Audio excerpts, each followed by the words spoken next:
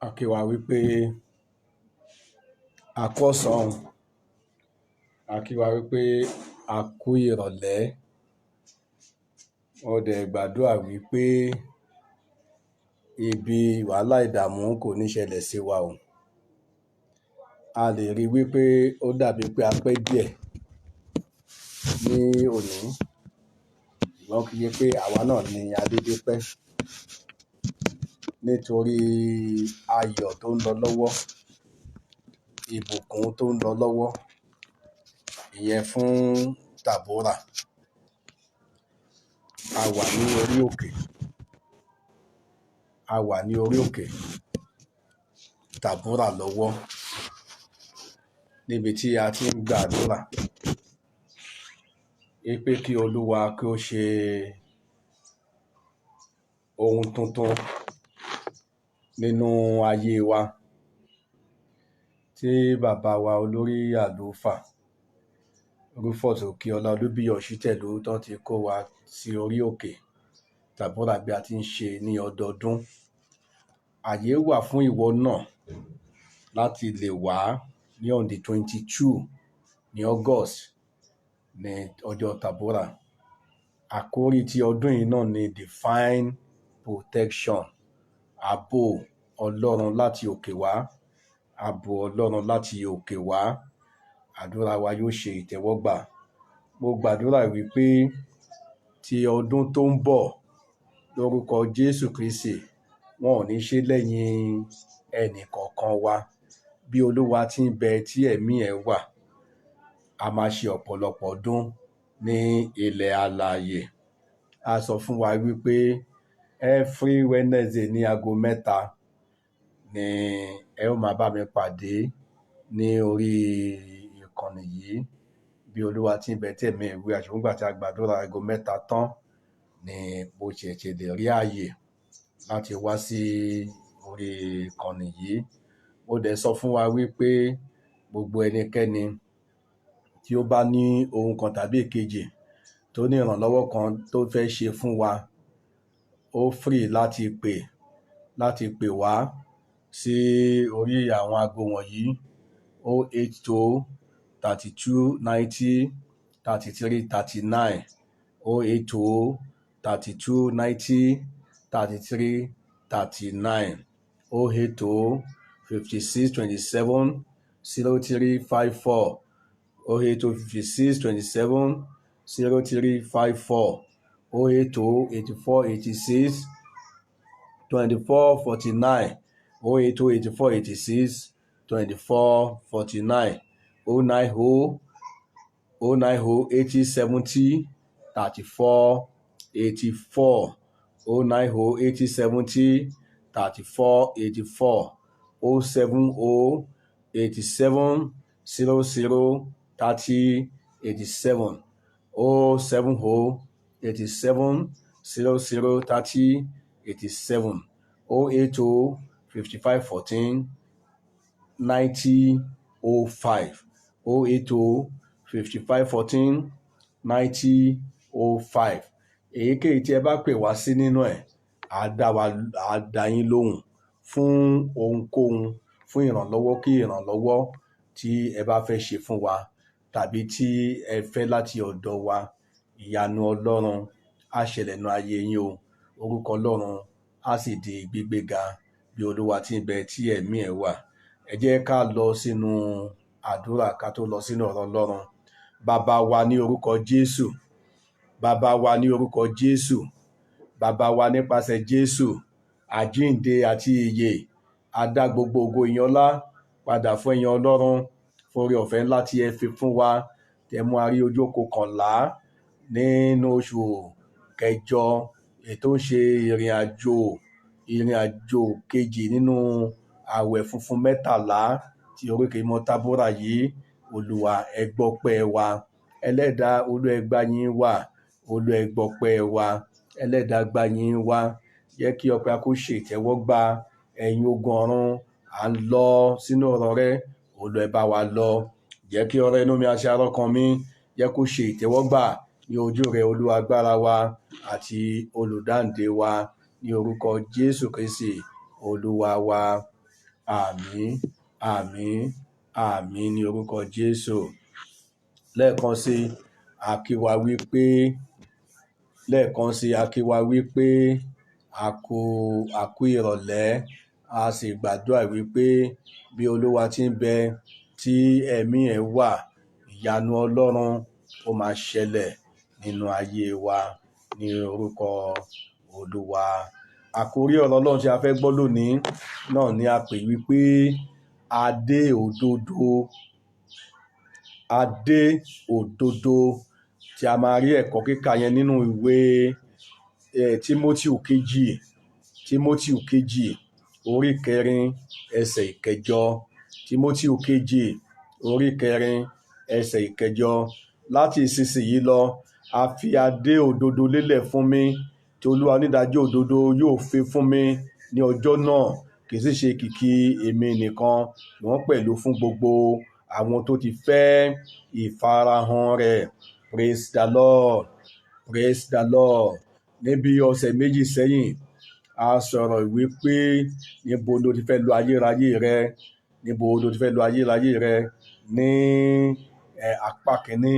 Ní ọ̀sẹ̀ tó kọjá lọ, a sọ nípa pé níbo ló fẹ́ lo ayérayé rẹ, apá kejì. Pẹ̀mí Ọlọ́run ní ká bá wa sọ̀rọ̀ lónìí nípa adé òdodo. Adé òdodo, láti lè gba adé òdodo, a nílò láti ṣe iṣẹ́. Iṣẹ́ wa gbọ́dọ̀ kún ojú òṣùwọ̀n.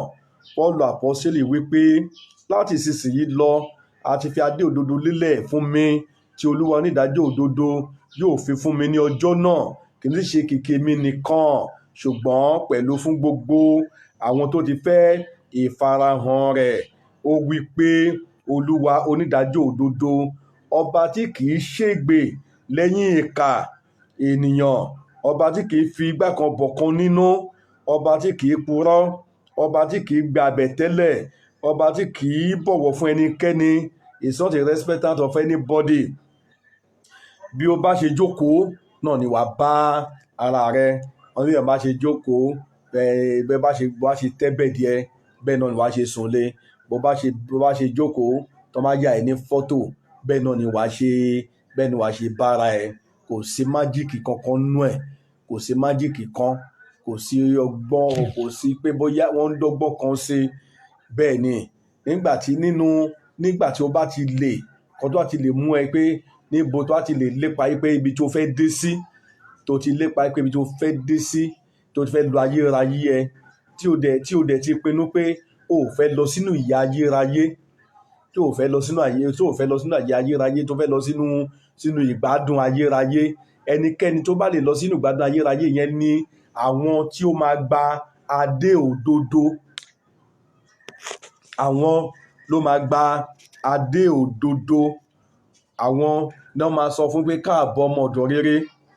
Àwọn yẹn náà ti ṣe ìdánwò, tán ti ṣe exam, tán ti kúnjú òṣùwọ̀n, tán ti yege. Àwọn ló máa gba adé òdodo. Ṣùgbọ́n ìwọ tó bá jẹ́ pé o ń lúwẹ̀ẹ́ nínú àwọn ẹ̀ṣẹ̀, tó ń lúwẹ̀ẹ́ nínú ẹ̀ṣẹ̀, nínú ká bà tènìyàn jẹ́, nínú ẹni tí ayé ẹ̀ ń dára, ká bà ayé ẹ̀ jẹ́, nínú pé ká wo ènìyàn tí ó ṣẹ̀ wá, ká gbẹ̀mí ẹ̀ lójijì, pé torí ká lè dé ipò kan tàbí èkejì nípa pé à ń lé ohun ayé, wà á gbẹ̀mí ènìyàn, àwa pa ènìyàn. Adé òdodo ò lè rí gbà o. Ò lè rí adé òdodo yẹn, ò lè rí gbà. Láti lè gba adé òdodo lọ́wọ́ Olúwa onídàájọ́ òdodo, o gbọ́dọ̀ fẹ́ ìfarahàn rẹ̀. Ìyẹn ni pé gbogbo onígbàgbọ́, gbogbo ọmọ Ọlọ́run, gbogbo tó ń ka Bíbélì tí ọ̀rọ̀ Ọlọ́run yé, ohun tí à ń retí lọ́wọ́ ni rapture, ìgbanisókè. Ìpè kí Jésù kó hàn lójú òfurufú. Bí Jésù bá hàn lójú òfurufú, àwa àyànfẹ́ pẹ̀lú nígbà Jésù bá máa hàn ní òfurufú yẹn, ẹsẹ̀ ò ní tẹ ilẹ̀ ayé, ara àwa kìkì magnet. Ìyẹn ni pé gbogbo àwa tó bá jẹ́ wípé à ń ṣèfẹ́ Ọlọ́run, àwa tí a ti fi adé òdodo tá ti fi lélẹ̀ fún, àwa tá ti pèsè adé òdodo sílẹ̀ fún, magnet yẹn láti òkè èyí tí Jésù wà yẹn á gbé wa lọ dàbí áńgẹ́lì, á fò lọ́ba, á sì kó wa lọ. Á kó wa lọ. Àwọn tó ti yege nìyẹn. Àwọn tó ti yege nìyẹn. Àwọn tó ti yege nìyẹn. Ìyẹn ìgbàsókè òun là ń retí. Ìgbàsókè ni à ń retí. Lẹ́yìn ìyẹn Jésù máa tún padà wá. Jésù máa tún padà wá lẹ́yìn ìyẹn tó máa jọba ayé. Ṣùgbọ́n àwọn ìka ènìyàn wọ́n máa bá ara wọn nínú iná àìjókòó. Wọ́n máa lo ìgbé ayé wọn tó kù ní ọ̀run àpáàdì tí ń ṣe nínú ìyà ayérayé. Àwọn tó ń fẹ́ adé òdodo lọ́wọ́ Olúwa onídàájọ́ òdodo ó gbọ́dọ̀ fẹ́ ìfarahàn rẹ̀. Àwọn yẹn ni pé ìwà wọn, ìṣe wọn, wọ́n máa lò ní mímọ́. Wọ́n á lò ní mímọ́. Wọ́n máa lò ní mímọ́. Wọ́n máa sá fún ẹ̀ṣẹ̀. Wọ́n máa sá fún láti bà tènìyàn jẹ́. Wọ́n máa gbé ayé òdodo. Wọ́n máa gbé ìgbé ayé òtítọ́. Wọ́n ò ní máa gbé ìgbé ayé irọ́ pípa. Wọ́n ò ní máa gbé ìgbé ayé ìjínilẹ́sẹ̀. Ìgbé ayé bí ò bá ọpá bí ò bá bù lẹ́sẹ̀. Wọ́n ò ní gbé ìgbé ayé yẹn torí pé wọ́n ń fojú sọ́nà fún ìfarahàn Jésù. Wọ́n ń fojú sọ́nà fún ìpadàbọ̀ Jésù. Wọ́n fẹ́ bá Jésù lọ. Wọ́n fẹ́ bá Jésù jọba. Wọ́n fẹ́ gba adé òdodo. Owó ẹ̀ ló wà. Ọwọ́ ẹ̀ ló wà. Mo sọ fún wa pé our daily activities ṣe ló dàbí ìgbà tí a bá ń ṣe kí ni o, à ń ṣe ìdánwò. Nígbà a dàbí ọmọ ilé ìwé. Nígbà tó bá pàṣì, nígbà tó ọmọdé bá pàṣì tó bá yege, á gba promotion sí the next level. Á gba promotion. Bẹ́ẹ̀ náà ni àwa tá wà nínú ayé yìí náà. Nígbà tá a bá ti lẹ̀ gbogbo ìgbé ayé wa, gbogbo tá à ń fojoojúmọ́ ṣe, gbogbo ìwà wa ojoojúmọ́, a sọ fún wa pé ṣe dàbí ìgbà pé ṣe là ń fúrúgbìn. Ohun tá a bá dẹ̀ gbìn, ohun tá a bá gbìn, ó máa wù fún wa ní ọjọ́ kan. Ó máa wù fún ọjọ́ kan. A máa kéré ẹ̀. Ẹnìkan kì í gbin àlùbọ́sà kó lọ ká àgbálùmọ̀ lórí ẹ̀. Kò possible kó gbin àlùbọ́sà ó wá lọ ká àlùbọ́sà lórí ó wá fẹ́ lọ ká àlùbọ́sà lórí ẹ̀. Kò possible. Ó gbin kájú ó fẹ́ ká gófà lórí ẹ̀. Kò ṣeé ṣe. Yẹn pé àwọn yẹn, àwọn tí ó ti fẹ́ ìfarahàn yẹn, ẹni tí ó ti múra sílẹ̀ dé láti múra sílẹ̀ dé. Ìyẹn ni pé àwọn yẹn ni wọ́n ń sá fún ẹ̀ṣẹ̀ ìgbénipa, ìgbéniṣòwò, ìfẹ̀jẹ̀nìyàn ṣe tútù. Wọ́n ń sá fún. Wọ́n gbègbè ayé mímọ́. Ẹni tí ò bá gbègbè ayé mímọ́ kò lè wọ ìjọba ọ̀run. Kò lè ní adé òdodo. Kò lè ní adé òdodo. Ẹni tí ò bá gbègbè ayé mímọ́, tó máa gbègbè ayé ènìyàn mímọ́, kò lè ní adé òdodo. Adé òdodo ò lè tọ́ sí. Ìyà ayérayé ló ń dóde ẹni bẹ́ẹ̀. Ọ̀run àpáàdì ló ń dóde ẹni bẹ́ẹ̀. Mo ti sọ fún wa ní àwọn tí a ti ṣe sẹ́yìn wípé níbi tí ìka ọwọ́ kan máa ti jó fún ẹgbẹ̀rún ọdún.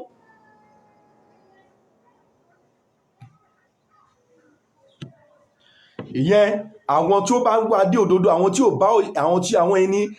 ò bá ẹ̀ṣẹ̀ ṣọ̀rẹ́.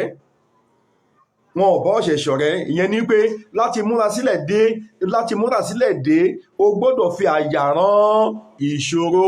Kì í ṣe àwọn tó jẹ́ pé wọ́n wòye pé torí pé àwọn ò lówó lọ́wọ́, wọ́n dẹ̀ fẹ́ lówó tipátipá, wọ́n kì ọmọ ọlọ́mọ mọ́lẹ̀, wọ́n pa, wọ́n fi ṣòwò. Kì í ṣe àwọn tó máa jí ọmọ ọlọ́mọ gbé ní ìlú Èkó tó máa lọ tà ní Benin tàbí tó máa lọ tà sí Maiduguri, ọmọ ọlọ́mọ tó ní ẹ̀jẹ̀ lọ́rùn. Kì í ṣe irú àwọn ènìyàn bẹ́ẹ̀ o. Kì í ṣe àwọn ènìyàn bẹ́ẹ̀ o. Àwọn tó fi àyà rán ìṣòro, àwọn tó wò wípé báwọn bá ní ó wà lọ́wọ́ Ọlọ́run, báwọn ò bá ní ọwọ́ Ọlọ́run ló wà. Ọlọ́run bá ló mọ ohun gbogbo, tó lè ṣe ohun gbogbo.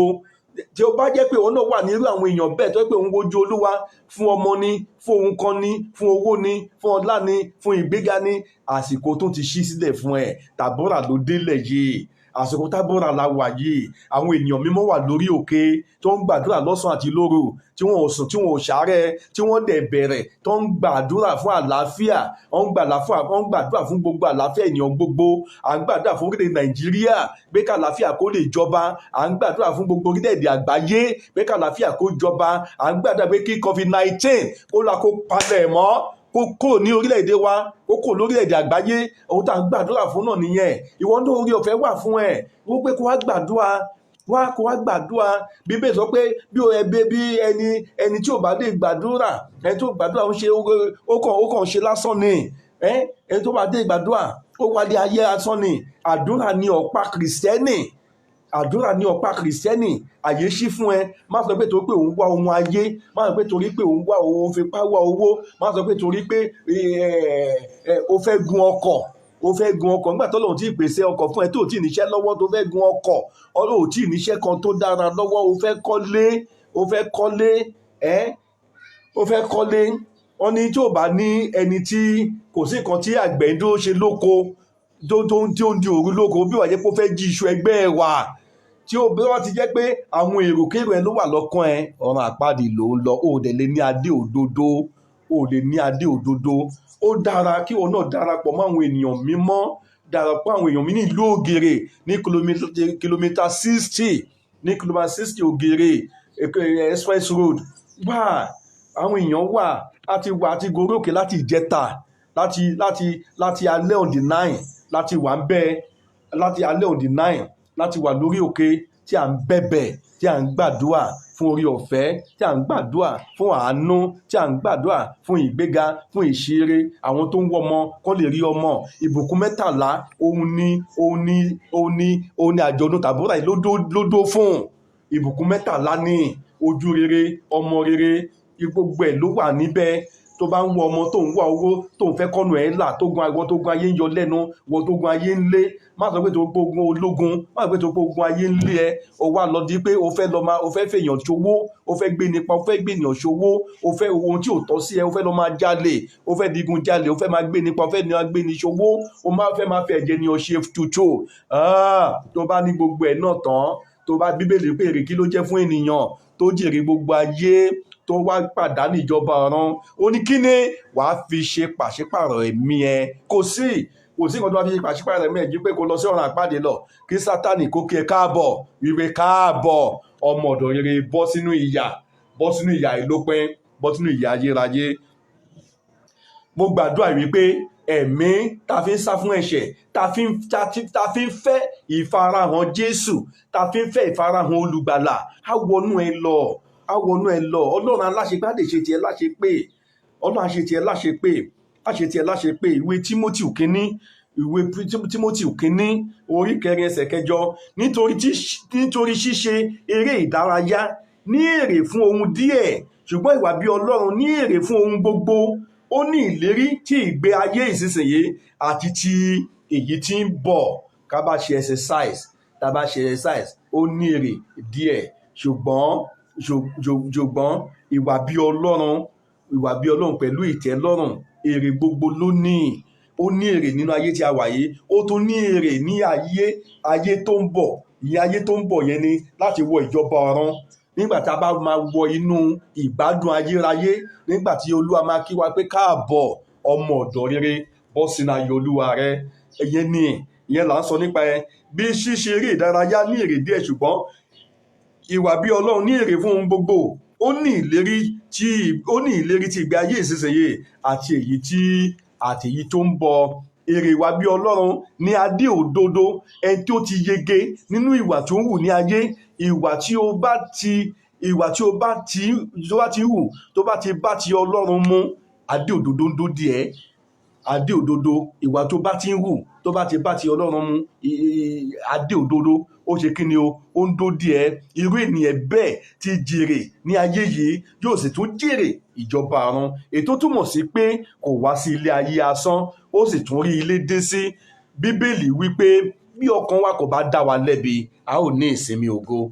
Bí ọkàn wa kò bá dá wa lẹ́bi, a ó ní ìsinmi ògo. Bí ọkàn wa bá dá wa lẹ́bi, a ó ní ìsinmi ògo.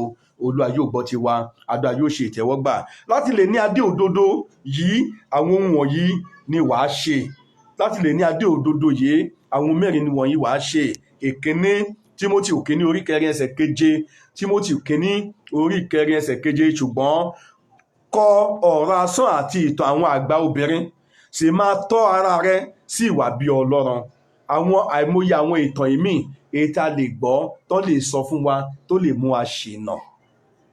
tó lè mú a ṣìnà. Ìyẹn ni wípé ohun tí à ń sọ ni pé kí a máa tọ́ ara ẹni sí ìwà bí Ọlọ́run, kí a máa pa òfin Ọlọ́run mọ́, ká sì máa tẹ̀lé ọ̀rọ̀ Ọlọ́run, ká máa pa òfin Ọlọ́run mọ́, ká sì máa tẹ̀lé ọ̀rọ̀ Ọlọ́run. Ìwé Títù èkejì nìyẹn, ìwé Títù orí 1 ẹsẹ̀ 1. Pọ́ọ̀lù ìránṣẹ́ Ọlọ́run àti àpọ́sítélì Jésù Kristi gẹ́gẹ́ bí ìgbàgbọ́ àwọn àyànfẹ́ Ọlọ́run àti ìmọ̀ òtítọ́ tí ń bẹ gẹ́gẹ́ bí ìwà bí Ọlọ́run. Ìyẹn ni wípé mímọ̀ òtítọ́ tí ń bẹ gẹ́gẹ́ bí ìwà bí Ọlọ́run. Mímọ̀ òtítọ́ tí ń bẹ gẹ́gẹ́ bí ìwà bí Ọlọ́run. Láti lè ní ìwà bí Ọlọ́run, wàá mọ̀ òtítọ́. Láti bí ọ̀sẹ̀ mẹ́ta sẹ́yìn mo sọ nípa òtítọ́. Òtítọ́ òun ló ń gbé wa lékè. Òtítọ́ òun ló lè jẹ́ ká ṣe àṣeyọrí. Òtítọ́ ló lè jẹ́ ká rí ojú rere Ọlọ́run. Òtítọ́ ló lè jẹ́ ká ṣe àṣeyẹ àti àṣeyọrí, tó pé Ọlọ́run ọba wa, Ọlọ́run tí à ń sìn kì í ṣe Ọlọ́run òpùrọ́, kì í ṣe Ọlọ́run èké, kì í ṣe Ọlọ́run tí ń ṣe ẹ̀tàn, bí àwọn ìjọba wa ní Nàìjíríà. Àwọn ìjọba ẹ̀tàn la ní Nàìjíríà, àwọn ìjọba onírọ́ la ní Nàìjíríà, àwọn ìjọba èké la ní Nàìjíríà. Ní gbogbo àwọn tí ń jọjọba wa, láti orí ààrẹ dé kánsẹ́lọ̀, kò sí olóòtítọ́ kankan nínú wọn, kò sí ìwà bí Ọlọ́run kan nínú wọn, kò sí ìwà bí Ọlọ́run kan ní ọkàn wọn. Ìwà èké, ìwà irọ́, ìwà ìtàn olókun ọwọ́ wọn. Kò sí, ìtorí pé àwọn gangan fúnra wọn ò fojú sọ́nà fún ìfarahàn Jésù. Wọn ò farahàn fún yé ò sí lọ́kàn wọn. Ìfarahàn Jésù yẹn, ká wú ìwà tó máa bá ìfẹ́ Ọlọ́run mu, ká lè bá Jésù dádé ìyè ní ìkẹyìn, ká lè wọ ibi ìsinmi ní ìkẹyìn níwájú àwọn aláṣẹ wa ní Nàìjíríà. Kò sí nínú wọn, kò sí lọ́kàn wọn, kò sí ní àfisùn wọn. Ìgbé ayé bámúbámú ni mo yó, àmọ́ bóyá ebi ń pẹ̀lú míì òun ni wọ́n ń gbé. Ṣé irú àwọn èèyàn bẹ́ẹ̀ ṣé wọ́n lè rí adé òdodo yìí ṣá? Wọn ò lè rí adé òdodo. Ìkẹta, Psalm 32:6. Nítorí èyí ni olúkúlùkù ẹni ìwà bí Ọlọ́run yóò máa gbàdúrà sí ọ nígbà tá a lè rí ọ ní tòótọ́. Nínú ìṣàn omi ńlá wọn kì yóò súnmọ́ ọ̀dọ̀ rẹ. Gbígbàdúrà sí Olúwa, nípa gbígbàdúrà sí Olúwa ni wàhálà kò lè fi lè dé ọ̀dọ̀ wa, tí a ó sì borí gbogbo ipá àti agbára òkùnkùn. Nípa gbígbàdúrà sí Olúwa ni wàhálà kò lè fi dé ọ̀dọ̀ wa. Ẹnikẹ́ni tó bá ń gbàdúrà kò lè rí wàhálà. A kò sọ pé èṣù kò sí, kì í ṣe sìn fún wa. Ó ní ti èṣù ní, bí ó sọ pé ti èṣù ní láti gbógun, ṣùgbọ́n ti Ọlọ́run ní láti borí. Ìmọ̀ nígbà tó bá ti lè kọ́nà ó láfi lè sọ fún Ọlọ́run, ó láfi lè borí nípa àdúrà gbígbà, nípa wíwá ojú Ọlọ́run pẹ̀lú ìrẹ̀lẹ̀, láti máa wá ìfarahàn Olúwa. Má gbàgbé Lásárù nígbà tí ó kú, wọ́n sọ fún Jésù wípé ọ̀rẹ́ rẹ̀ sùn. Tí ò bá ní relationship, cordial relationship tó wà láàrin Jésù àti Lásárù, wọ́n ní sọ pé Lásárù ọ̀rẹ́ ẹ̀ sùn. Ìyẹn pé ìwà Lásárù ó bá ti Jésù ó bá mú. Lásárù jẹ́ ẹnìkan tó jẹ́ wípé ó ń wá adé òdodo, kì í ṣe àwọn tó ń wá adé ẹ̀tàn, kì í ṣe àwọn tó ń gbé ìgbé ayé pé àwọn fẹ́ gé ní gbogbo ayé, àwọn fẹ́ ní gbogbo ayé, wọ́n fẹ́ ra mọ́tò gbogbo ayé. Ọlọ́run á dáríjì ẹ́. Ó tí mò ń sọ fún wa ni wípé nípa adé òdodo nìkan la lè fi wọ ìjọba ọ̀run. Nígbà tá a bá ní adé òdodo, yẹn ni gbogbo àwọn tó bá ṣe rere, tó bá sá fún ẹ̀ṣẹ̀, tó gbé ayé rẹ̀ lẹ̀, tó jẹ́ pé ó ń gbé ìgbé ayé ìtẹ́lọ́rùn, kò ṣèkà, kò bá tènìyàn jẹ́, kò mú nǹkan ní nǹkan mọ́ tiẹ̀. Irú wọn, adé òdodo yẹn ó ṣe kí ni ó wà nílẹ̀ fún wọn, tí wọ́n máa gbélé wọn lórí nígbà ìgbéyàwó ọ̀dọ́ àgùntàn. Nígbà àkókò ìgbéyàwó ọ̀dọ́ àgùntàn, wọ́n gbé adé òdodo wọn á gbélé wọn lórí, wọ́n á kí wọn pé ẹ káàbọ̀ ẹ̀yin ọmọ ọ̀dọ̀ rere, ẹ bọ́ sínú ayọ̀ Olúwa rẹ. Ìkẹrin, ìwé Hébérù orí 10 ẹsẹ̀ 38. Ìwé Hébérù orí 10 ẹsẹ̀ 38. Ṣùgbọ́n olódodo ni yóò yè nípa ìgbàgbọ́, ṣùgbọ́n bí o bá fà sẹ́yìn, ọkàn mi kò ní inú dídùn sí ọ. Bí o bá fà sẹ́yìn, ó ní ṣùgbọ́n olódodo ni yóò yè nípa ìgbàgbọ́. Ṣùgbọ́n bí o bá fà sẹ́yìn tí o bá ní ìgbàgbọ́, inú Ọlọ́run ò lè dùn sí ọ. Inú Ọlọ́run kò lè dùn sí ọ. O gbọ́dọ̀ ní ìgbàgbọ́ nínú Olúwa. Nígbà tó bá ní ìgbàgbọ́ nínú Olúwa ni wàá lè fi gbogbo ọkàn rẹ sìn, tí wàá lè tẹ̀lé òfin rẹ̀, tí wàá lè tẹ̀lé ọ̀rọ̀ Ọlọ́run láti máa mú lò. Nípa ṣíṣe èyí, adé òdodo ń dúró dè ọ́ ní paradíṣe. Ẹ̀mí tí a lè fi tẹ̀lé ọ̀rọ̀ Ọlọ́run, láti máa tẹ̀lé àti láti máa mú lò, Olúwa yóò fi fún wa ní orúkọ Jésù Kristi. Mo fẹ́ gbàdúrà fún ọ. Gbogbo agbára tí ó ń bá ọkàn wa wà yá ìjà, tí kò fẹ́ jẹ́ kí a ní adé òdodo, gbogbo agbára bẹ́ẹ̀, Olúwa bá wọn wí, Olúwa dáná sun wọ́n ní orúkọ Jésù Kristi. Àmín ni kó máa ṣe níbikíbi tí o bá wà, nítorí pé ẹ̀mí ẹ máa ṣọ̀wọ́n fún Ọlọ́run. Ẹ̀mí ẹ ṣọ̀wọ́n fún Ọlọ́run. Ọlọ́run ò dẹ̀ fẹ́ kí ẹnikẹ́ni ó ṣègbé. Ọlọ́run ò fẹ́ kí ẹnikẹ́ni ó lọ sí ọ̀run àpáàdì. Ìtorí ìdí èyí ló fi gbé àwa òjíṣẹ́ Ọlọ́run dìde, ló gbé ajíhìnrere dìde, ló gbé wòlíì Ọlọ́run dìde. Tí o bá dẹ̀ kọ̀, tó bá sọ pé kí ni wọ́n ń sọ, kí ni wọ́n ń wí, ó mà ṣe o, ó mà ṣe o, ó mà ṣe o, ó mà ṣe o. Mo gbàdúrà pé a máa rí dédé ṣe. Àbí ni kó máa ṣe níbikíbi tó bá wà. Ìjọba òkùnkùn tí ó fẹ́ fi ọ́ ṣèrè jẹ lẹ́yìn ayé búburú yìí, gbogbo ìjọba òkùnkùn bẹ́ẹ̀, Olúwa dáná sun wọ́n ní orúkọ Jésù Kristi.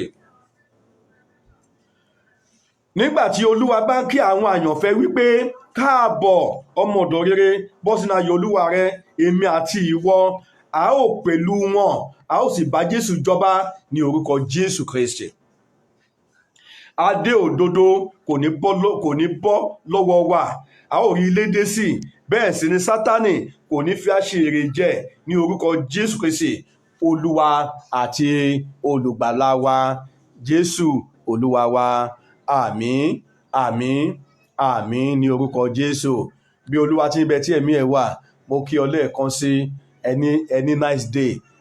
Mẹ́sẹ̀jì yìí a ti ń wò, ẹ jẹ́ ká like ẹ̀, ẹ jẹ́ ká comment sí, ẹ jẹ́ ká share ẹ̀. Ẹ máa bá mi pàdé ní Prophet Shobowale Media San ní Facebook page àti YouTube ní every Wednesday ní agogo 3. Agogo 3 ni àbá ti jọ pàdé, ṣùgbọ́n nítorí orí òkè tí a wà, à ń gbàdúrà tí a parí àdúrà ago 3.